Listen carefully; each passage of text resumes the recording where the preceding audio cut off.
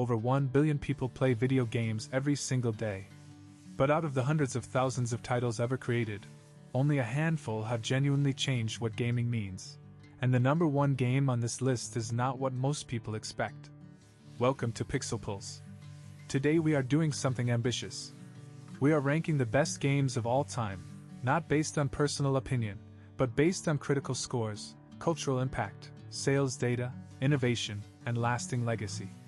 We will cover games that redefined entire genres, titles that sold over 100 million copies, and one game from the 1980s that modern developers still study like a textbook. The most surprising entry on this list sits somewhere in the middle, and when you hear the reasoning, it will completely change how you think about what makes a great game. Let us start with some context. The video game industry is now worth over $220 billion annually, making it larger than the film and music industries combined. But size alone does not tell the story. What matters is how certain games became permanent cultural landmarks. The history of gaming is roughly 60 years old if you count the earliest arcade experiments, but the golden era that produced most of the titles on this list spans from the late 1980s to the present day. Each decade brought a seismic shift, in hardware, in storytelling, in what players were willing to demand from an experience. Understanding that evolution is essential to understanding why these specific games earn their place on this list. The 1980s gave us the foundation. Nintendo virtually saved a collapsing North American gaming market after the 1983 crash with the NES, and the games that launched alongside it set templates that developers still follow today. Super Mario Bros., released in 1985, is the single best-selling video game franchise in history with over 800 million units sold across all titles. The original Super Mario Bros. Sold 40 million copies on the NES alone. That is remarkable for any era, but for 1985, it is almost incomprehensible. It established side-scrolling platforming as a genre, introduced intuitive difficulty curves, and proved that video games could tell a story through environment and design rather than text. It ranks consistently in the top 5 across virtually every major critical and historical ranking ever compiled. Moving into the early 1990s, the competition between Nintendo and Sega produced some of the most creative game design in history. But the title that genuinely defined that era was The Legend of Zelda: Ocarina of Time, released in 1998 on the Nintendo 64. It holds the highest Metacritic score of any game ever recorded, a 99 out of 100. And it held that position for over 2 decades. It was the first major game to introduce Z-targeting in three-dimensional combat, a mechanic so effective that it is still used in action games today. It proved that open-world exploration could work in 3 dimensions without losing the player, and it set the standard for what narrative-driven adventure games could be. No serious ranking of all-time greats excludes Ocarina of Time. It is not optional. But here is what nobody talks about. The game that arguably had the deepest long-term influence on the entire industry is not a Nintendo title at all. It is Doom, released in 1993 by ID Software. Doom did not just popularize the first-person shooter genre. It introduced networked multiplayer gaming to a mass audience, pioneered the modding community, and was so widely distributed that it was installed on more computers than Windows 95 in its first year. John Carmack's engine technology was licensed to dozens of other developers. The design philosophy behind Doom, fast movement, spatial memorization, emergent encounters, directly influenced every major FPS title that came after, from Half-Life to Halo to Call of Duty. That chain of influence is worth more than almost any sales figure. Speaking of Halo, Halo: Combat Evolved, released in 2001, belongs on this list for one specific reason beyond its critical success. It saved a console. The original Xbox launched alongside Halo, and without that title, Microsoft's first console would almost certainly have failed. Halo demonstrated that a first-person shooter could work on a controller, something the industry had largely dismissed as impossible before 2001. It went on to sell over 5 million copies in its first year and spawned one of the most successful franchises in gaming history.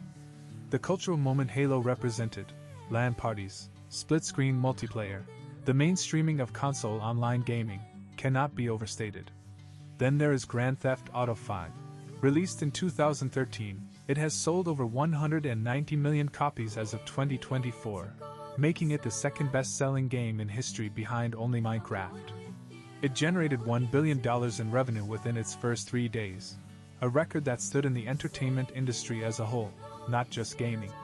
GTA 5 is still in the top 10 most played games on Steam over a decade after launch, largely due to GTA Online continuing to generate revenue.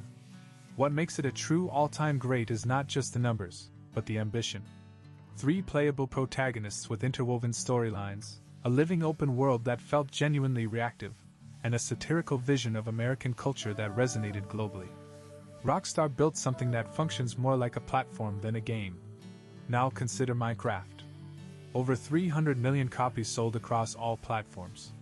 The best-selling video game in history by a significant margin. But Minecraft's legacy is not about sales, it is about creation.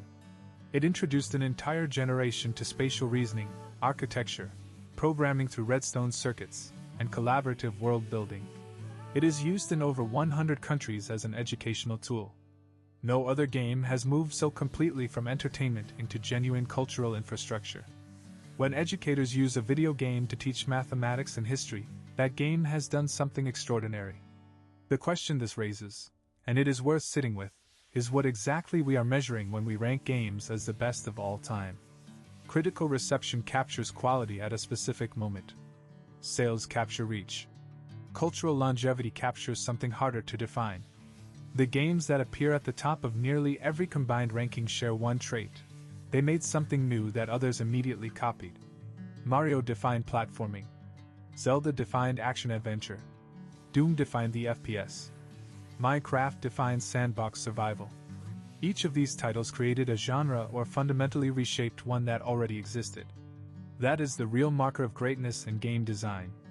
There are other titles worthy of mention. Tetris remains statistically the most played game in history when you account for every version across every platform, with over 500 million downloads on mobile alone. Its design is mathematically perfect, simple enough to learn in seconds, deep enough to master over a lifetime. Half-Life 2 is routinely cited by developers as the most technically and narratively influential shooter ever made. Red Dead Redemption 2 set a new standard for open-world storytelling in 2018, with over 60 million copies sold and a development budget that reportedly exceeded $800 million. The Last of Us redefined what emotional narrative in games could achieve and went on to become a critically acclaimed television series, proving that gaming could generate source material worthy of prestige adaptation. What all of this reveals is that the best games of all time are not simply the most entertaining. They are the ones that expanded the definition of what a game could be. They created vocabulary, mechanical vocabulary, narrative vocabulary, technical vocabulary, that the entire industry absorbed and built upon.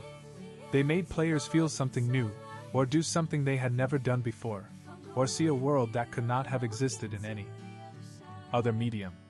That specificity to the gaming medium is what separates a great game from a great piece of entertainment. The ranking, at its simplest, looks like this. Minecraft leads in reach. Ocarina of Time leads in critical consensus. Doom leads in industry influence. Mario leads in franchise longevity. And GTA 5 leads in commercial achievement. None of them can be dismissed. Before you go, if you learned something valuable today, hit that like button right now. Subscribe to Pixel Pulse for a brand new video every single day. We will see you in the next one.